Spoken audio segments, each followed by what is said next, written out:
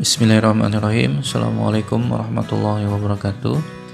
Kita lanjutkan kembali pokok bahasan kita di bab 5 mengenai gerak parabola. Sebelumnya kalian sudah mempelajari mengenai gerak lurus, yaitu gerak lurus beraturan, gerak lurus berubah beraturan. Pengertian dari gerak parabola itu dari istilahnya aja adalah gerak yang lintasannya berbentuk parabola. Secara fisis, menurut Galileo, gerak parabola itu adalah gerak hasil perpaduan dari gerak lurus beraturan dalam arah horizontal atau mendatar sumbu X dan gerak lurus berubah beraturan pada sumbu vertikal atau sumbu Y. Contoh dari gerak parabola ada yaitu gerak lintasan bola yang ditendang dan melengkung ke atas, ya, ditendang ataupun dilempar bola, ataupun gerak proyektil atau roket yang dilepaskan atau ditembakkan dari pesawat tempur dan lain sebagainya. Jenis gerak parabola jenisnya banyak, ya. Silahkan bisa kalian sebutkan yang lainnya. Berikutnya persamaan gerak parabola. Sebelumnya ada video demonstrasi yang menunjukkan bahwa gerak parabola ini adalah hasil perpaduan dari gerak lurus beraturan dan gerak lurus berubah beraturan. Kita simak ya sebentar.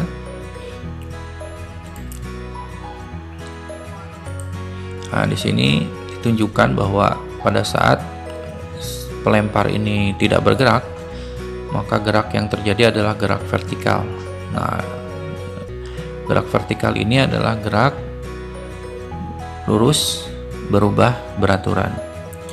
Nah, sekarang akan dicoba bagaimana jika si pelempar ini bergerak. Ketika bergerak, apakah bolanya ini akan tetap bergerak lurus saja ke atas dan ke bawah, atau bagaimana? Kita perhatikan baik-baik.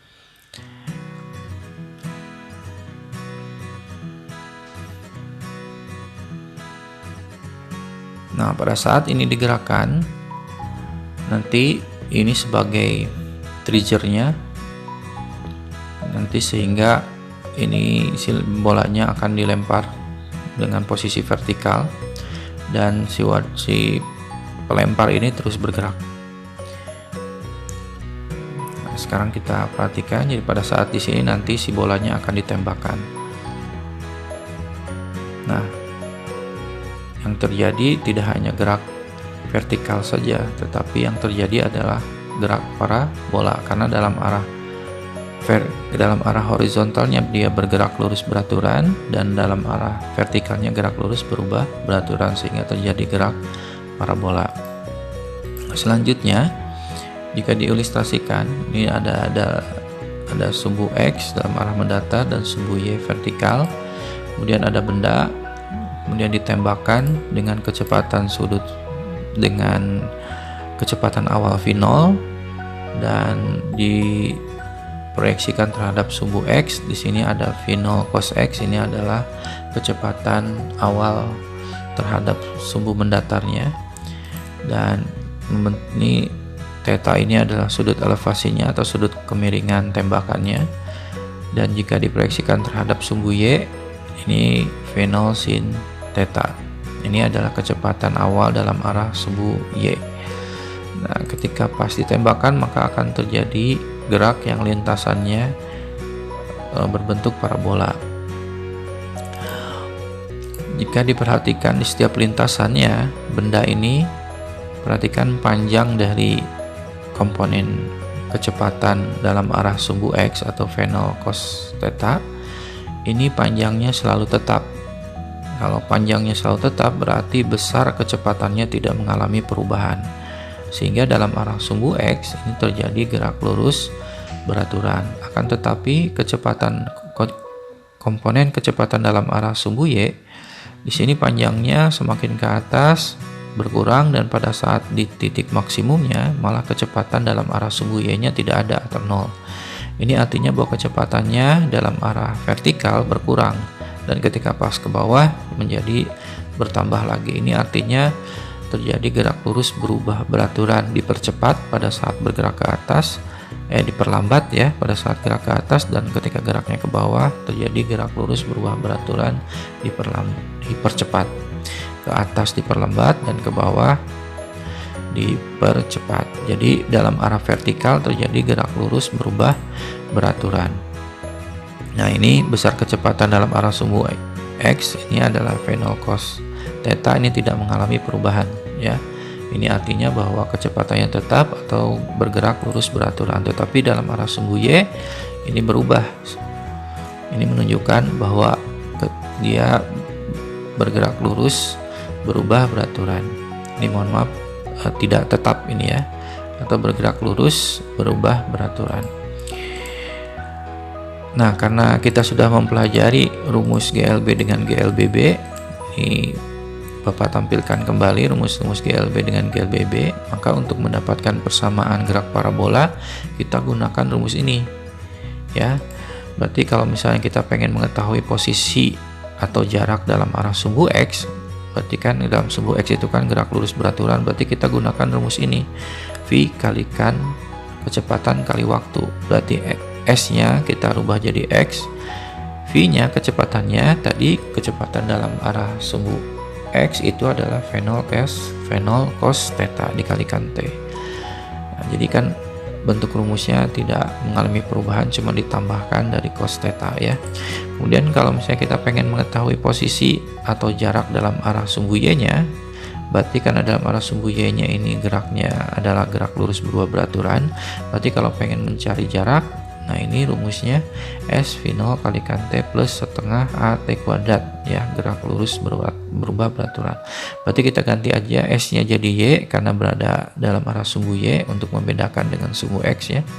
Y, kemudian V 0 nya dalam arah sumbu Y itu V 0 sin theta kalikan T, plusnya rubah jadi min karena sedang bergerak ke atas awalnya ya, karena kecepatannya berkurang, berarti min setengah, A nya diganti jadi G, percepatan gravitasi T kuadrat. Ini adalah untuk menentukan posisi atau jarak dalam arah sumbu X dan sumbu Y. Sekarang bagaimana kecepatannya? Untuk menentukan kecepatan dalam arah sumbu X, dalam sumbu X itu kan GLB, gerak lurus beraturan, berarti kecepatannya tidak berubah, yaitu sebesar kecepatan dalam arah sumbu X yaitu V 0 cos theta. Sedangkan kecepatan dalam arah sumbu Y kecepatannya berubah. Di sini rumusnya ada nih, Vt sama dengan V0 plus At. Tinggal ganti aja Vt nya jadi Vy sama dengan V0 nya kita tambahkan sin karena kecepatan dalam arah sumbu Y itu V0 sin theta. Kemudian plusnya berubah jadi min karena sedang bergerak ke atas, A nya jadi G ya, percepatannya dirubah jadi percepatan gravitasi karena yang mempengaruhi gerak parabola dalam arah sumbu X, percepatannya itu percepatan gravitasi dikalikan waktu. Nah, ini adalah untuk mencari kecepatan di setiap waktu pada sumbu X dan sumbu Y. Nah, ini adalah keterangannya, X-nya posisi, Y-nya juga posisi, tapi kalau X ini adalah dalam arah mendatar, Y vertikal. Sedangkan theta ini adalah sudut elevasi. Sedangkan keterangan dari V0 ini adalah kecepatan awal, T itu adalah waktu ya. Vx ini adalah kecepatan dalam arah sumbu X dan Vy kecepatan dalam arah sumbu Y.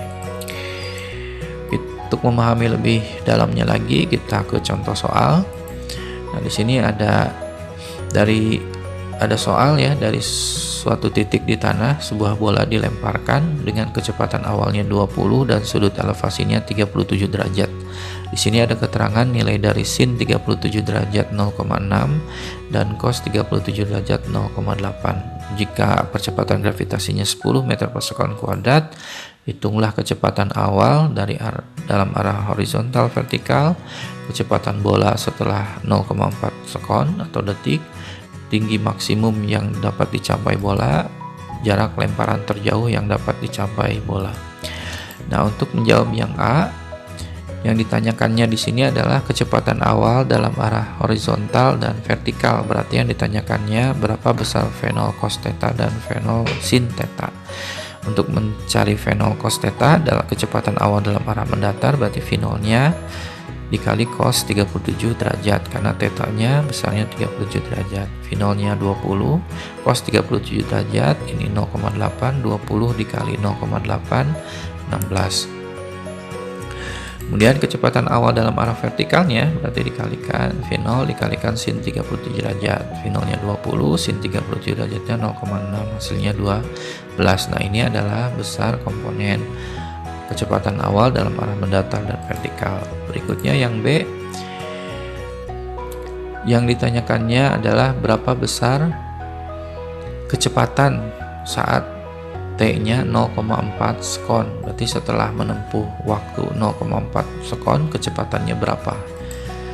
Kecepatannya itu ada dua kan, ada dalam arah sumbu X dan sumbu Y. Untuk mencari kecepatan dalam arah sumbu X berarti Vx sama dengan V0 cos theta. Tadi rumusnya ya. Kita masukkan aja besarnya, V0-nya 20, cos theta-nya cos 30 derajat itu cos 30 derajat 0,8 berarti 20 kali 0,8 16 ya. Ini adalah kecepatan dari suatu bola ya dalam arah sumbu X-nya atau GLB setelah 0,4 detik. Nah, sekarang kecepatannya dalam arah sumbu Y-nya berarti GLBB, berarti pakai rumusnya. Ini maaf ya, GLBB berarti V sama dengan V0 sin theta dikurangi G kalikan T. V0-nya 20 sin 37 derajat dikali sin 30 derajat dikurangi 10 kali T-nya 0,4, G-nya 10 ya. Kemudian 20 sin 37 derajat 0,6 dikurangi 10 kali 0,4, 4. Kita kalikan dulu 20 kali 0,6 itu 12 kurangi 4 berarti V-nya 8, 12 kurangi 4, 8. Nah, ini adalah kecepatan sumbu Y dari suatu bola ya setelah menempuh waktu 0,4 detik. Nah, karena di sini ada dua kecepatan dalam arah sumbu X dan sumbu Y, berarti untuk mencari kecepatannya totalnya nih kita mencarinya dengan rumus resultan vektor yang sudah kita pelajari, yaitu mencari akar dari komponen vektor yang dalam arah sumbu X-nya dikuadratkan ditambah komponen vektor dalam arah sumbu Y-nya dikuadratkan. Berarti Vx nih, berarti X-nya ya 16 kuadrat dan V-nya ini 8. Berarti untuk mencari kecepatannya akar dari 16 kuadrat ditambah 8 kuadrat. 16 kuadrat 256, 8 kuadrat 64. Kita jumlahkan akar 256 tambah 64 320. Berarti kita cari akar 360 berapa? Kita sederhanakan nih, penyederhanaan akar ya.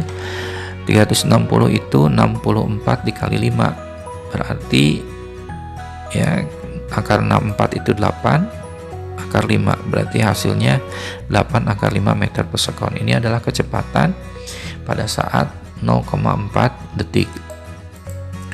Nah, sekarang yang ditanyakan posisi benda dalam arah vertikal. Berarti yang ditanyakannya Y maksimumnya. Nah, pada saat di titik maksimum tadi digambar bahwa kecepatannya pada saat di titik maksimum dalam arah vertikal V-nya sama dengan 0. Berarti kalau misalnya kita gunakan rumus V sama dengan V0 sin theta dikurangi GT, V-nya 0, V0-nya 20, sin theta-nya 37 dikurangi G-nya 10 T ya. T-nya belum diketahui. Kemudian 0 sama dengan 20 sin 30 derajat 0,6 dikurangi 10T. 20 kali 0,6 12 kurangi 10T, min 10T nya pindah ke sebelah kiri jadi positif. 10T sama dengan 12, berarti T nya 12 kali dibagi 10 1,2 sekon. Nah, ini kita peroleh adalah waktu yang diperlukan benda pada saat mencapai titik maksimum. Jika waktunya sudah kita peroleh nih ketika benda tersebut bola tersebut dilempar dan sampai mencapai tinggi maksimum itu waktunya 1,2 sekon, maka kita tinggal cari berapa ketinggiannya dengan rumus Y sama dengan V0 sin theta kalikan T dikurangi setengah GT kuadrat. Kita masukkan nih V0-nya 20, theta-nya 30 derajat, T-nya di sini kita gunakan waktunya 1,2 dan setengah ini 0,5, G-nya 10, T kuadrat berarti T-nya 1,2 kuadrat. 20 sin 37 derajat 0,6 kali 1,2 dikurangi 0,5 kali 10 1,2 kuadrat 1,44. 20 dikali 0,6 dikali 1,2 14,4 dikurangi 0,5 kali 10 kali 1,44 7,2. Kemudian kita cari selisihnya, hasilnya 7,2. Nah, ini adalah tinggi maksimum yang dicapai bola, yaitu 7,2 meter ya. Berikutnya bagaimana untuk menentukan posisi benda dalam arah horizontal atau X maksimum. Tadi yang ditanyakan adalah jarak mendatarnya, berarti yang tidak lain yang ditanyakannya adalah posisi benda dalam arah horizontal, X-nya yang ditanyakan. Nah, waktu yang diperlukan untuk mencapai tinggi maksimum tadi kan 1,2 sekon.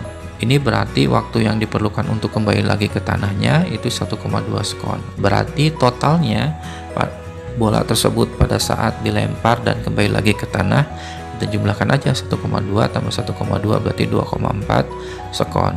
Berarti untuk mencari jarak horizontalnya atau X-nya atau jarak tempuhnya, jangkauan terjauhnya ya, berarti X kita gunakan rumus X V0 cos theta kalikan T. Nah, V0 nya 20 cos 37 derajat dikali T nya di sini waktu yang diperlukannya 2,4 ya. Kita masukkan 20 cos 37 derajat 0,8 dikali 2,4 hasilnya 38,4 meter. Ini adalah jarak terjauh yang dicapai. Kita ke contoh yang lain. Ada sebuah pesawat bergerak mendatar dengan kecepatan 200 meter per sekon kemudian melepaskan bom pada ketinggian 500 meter terhadap tanah. Yang ditanyakan tentukan jarak horizontal atau X ya terhadap posisi awal pesawat jika diketahui G-nya 10. Nah, jika digambarkan diilustrasikan seperti begini, ada pesawat tempur pada ketinggian 500 meter dia melepaskan bom ya. Dan ditanyakan adalah berapakah X-nya. Kita cari dulu waktu yang diperlukan ketika bom mulai dilepaskan dan mendarat di tanah. Ya. Pada saat dilepaskan berarti kecepatan bom itu sama dengan kecepatan pesawat. Nah, berarti kecepatan awal bom tersebut 200 meter per sekon karena kecepatan pesawatnya 200 meter per sekon. Nah, di sini tetanya 0 derajat karena pesawatnya bergerak mendatar atau lurus, berarti tidak terjadi kemiringan ya, berarti sudutnya 0 derajat. Di sini ketinggiannya 500 meter. Nah, ketika bom tersebut dilepaskan berarti kan si bom ini bergerak dari atas nih, kemudian bergerak ke bawah, terjadi pengurangan ketinggian. Nah, berarti si bom ini menempuh jarak dalam arah vertikalnya yaitu min 500 meter. Ya, tanda negatif itu karena terjadi penurunan ketinggian atau bergeraknya ke bawah. Berarti karena Y yang diketahuinya berarti kita gunakan rumus Y. Y-nya min 500, V0 nya 200, sin 0 derajat T dikurangi setengah kali G-nya 10 T kuadrat.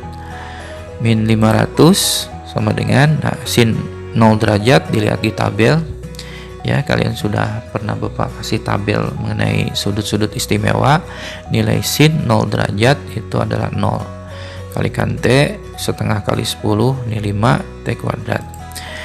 200 kali 0 kali T ini 0, berarti 0 dikurangi 5T kuadrat min 5T kuadrat, kita pindah ruas, 5T kuadrat min 5T kuadrat pindah ke sebelah kiri jadi positif, min 500 pindah ke sebelah kanan jadi positif. Berarti T kuadratnya 500 dibagi 5, berarti T kuadratnya 100, berarti T nya itu 10. Jadi akar dari 100 itu 10 ya. Nah, ini adalah waktu yang diperlukan bom saat dilepaskan hingga mencapai tanah, yaitu waktunya 100 detik, waktunya 10 detik ya. Berarti kalau misalnya kita pengen mencari jarak horizontalnya atau X, kita gunakan rumus V0 cos theta kalikan T. V0 nya 200, cos theta nya 0 derajat kalikan waktunya 10 detik. Maka 200 cos 0 derajat, lihat di tabel nilainya 1 kali 10, berarti X nya 2000 meter. Demikian yang bisa Bapak sampaikan untuk pertemuan kali ini. Terima kasih. Assalamualaikum warahmatullahi wabarakatuh.